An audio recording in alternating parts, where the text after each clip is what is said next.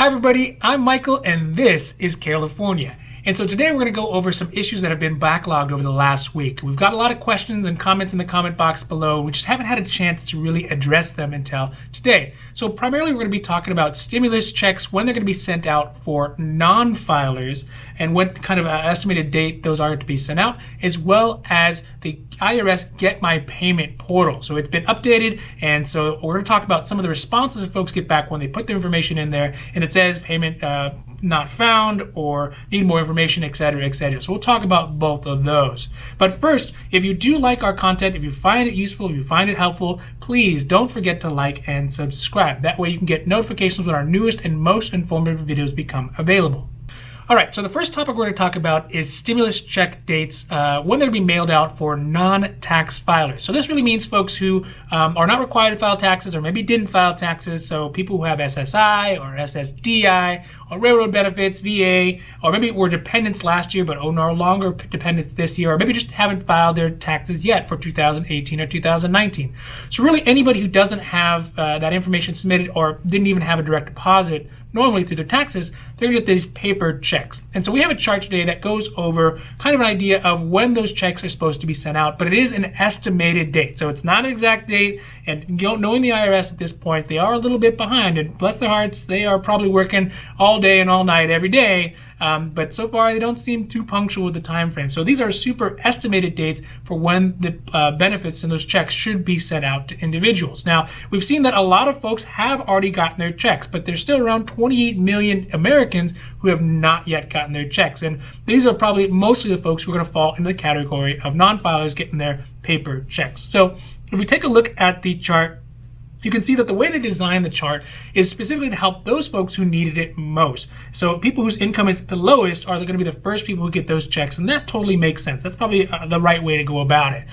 So you can take a look at the chart and you see April 24th is that first estimated time frame when the paper checks are going to be sent out for individuals whose income is between $0 and $10,000. So now keep in mind, if we do our math, we calculate everything up, 14 days after the 24th has not hit yet. So if you are one of those individuals in that zone, don't panic if you haven't got it yet. They're supposed to be sent out in 14 days. And again, that is an estimation. So it might be a little bit later, but those checks are allegedly in the mail according to the IRS. Now, as we look down the chart, you can see here that as that income goes up, those dates keep getting pushed back all the way up until September for folks whose income is above $200,000. So really all the way out to the end of the year, as your income goes up, you really may not be able to get those checks. And my imagination is that they'll probably get better at sending out the checks as time goes by. That's how things work. But so they might be a little bit more accurate once we get to the end of that. But these initial stages, I think that it takes time to develop those policies and procedures and get everything set up to get it sent out. And we still have not got past those 14 days. So if you have not seen your check yet, you want to make sure you're still sit tight. We still got a couple more days to see, and give a little time and check those mailboxes every day and see if those checks have come in. All right, so the second topic we're going to talk about is the Get My Payment portal that's available through the IRS. Now, this is something that a lot of folks have had a love-hate relationship with since the very inception of it last month or so. But as it's been improved, and it has been allegedly updated over the end of last month, supposedly it's getting better, maybe like a little bit better. But one of the biggest things that we see a lot of comments on is folks who are getting different statuses from the portal when they put their information in. And so today we wanted to go over what those 4 different statuses are and what they actually mean and what you can actually do to try to get that improved, at least improve the chances of getting your check sent out to you. So the first one we're going to talk about is the payment status not available. So you put your information in there, you think everything's correct, and it says payment status not available. And there's a lot of reasons why you actually might not be available. And so we're going to go over kind of what that is. So first of all, you make too much money. So if you remember from our other videos, or if you have not seen our other videos about who's eligible for the stimulus check, I'll put a link below.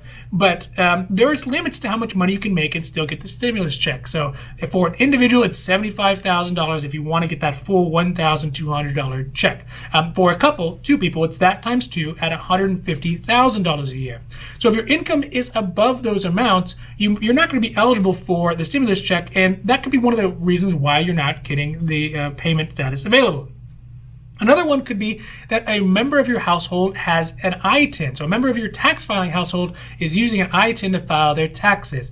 And this one unfortunately affects a lot of folks who have been claiming other dependents, but the rest of the household would actually be eligible for the stimulus check. So the dependents and the parents, but because the single individual who has an ITIN, it wipes out all the eligibility for the other members of the household. So an example of this would be if you have 2 parents, 2 kids, and grandma living in another country. If grandma's using that ITIN, it means that the 2 parents, the 2 kids who normally would get the stimulus check are not going to be eligible for it. And that would be another reason why you get that payment status not available.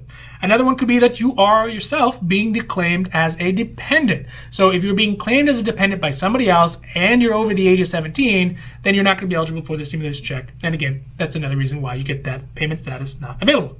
And then lastly could be that the IRS does not have your information. You didn't file your taxes in 2018, 2019, someone's claiming you as a dependent, or you just never put the information in because you're getting, you've got all your tax returns on paper. When you use the portal, they're not going to know necessarily who you are. So if you have not done that yet, though, if you are a non-tax filer and you haven't given the IRS your updated information, you can do that through the IRS non-taxpayer portal. And I'll put a link down below for that as well. And that's really important because there are some deadlines coming up. May 5th specifically is going to be one of the primary deadlines for individuals who are non-tax filers to claim their dependents through the IRS portal. So if you have not done that and you want to, make sure you hit that link and get a chance to update that ASAP. The second one is going to be needs more information. So that's another status that folks get, and it's pretty good because it means they have your information. They know who you are. The only issue is they don't have the bank account to send the information out to, or maybe they don't have the address to send it out to.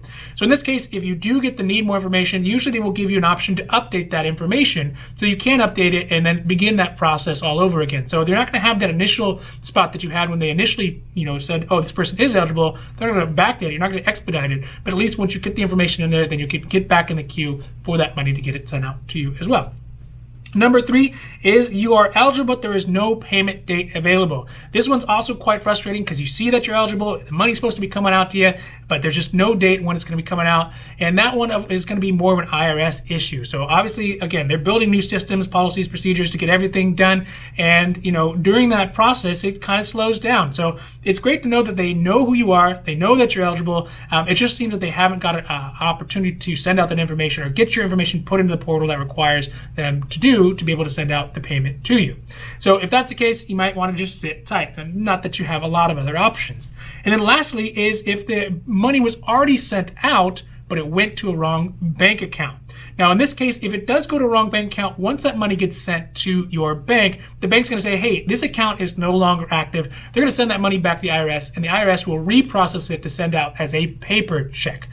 So although it's going to be a lot longer, it's also good to know that you are eligible for the check. It's just going to take a little time to get those checks out to you. All right, so that's it for today. Those are the 2 main questions that we wanted to get to, and I am super duper thankful for all the number of comments and responses and questions that we've gotten in our box. It really makes us feel great about what we're doing and all the time and effort that we're putting into developing and making these videos. So the unfortunate side of it is that we haven't had time to get to all the questions and comments that we've had. There's just too many of them and not enough time to get to them all. So what we're planning to do is create a Q&A session on Monday. That's tomorrow, with all your most popular questions. We're going to put together the answers and get the research and everything done so that we can answer those questions here on our video. So if you do have any questions, we're going to make a specific comment link below in which you can put your question, and we'll compile all that together, figure out which one's most popular, and make those answers. Also, if you do find what we do useful and helpful and interesting, please don't forget to like and subscribe. It really does help us out. And that way we know what videos are most popular, as well as you get updated when our newest and most informative videos become available. Now, finally, we here at California do tons of videos about lots of important stuff. So PPP, EIDL, ABC, Patriot Pay Act, all kinds of things, stimulus checks part 2. We're going to be doing that in the near future as we get more information about it. But health insurance is what we know. That is our specialty. So whether you have questions about your covered California or private health insurance or Medicare or Medi-Cal, those are all things that we can do, and our services are always 100% free. So as long as you live here in California, we can help you out, and there's no cost for our service. So that's it for today. I'm Michael, and this is California, wishing you a happy, healthy day.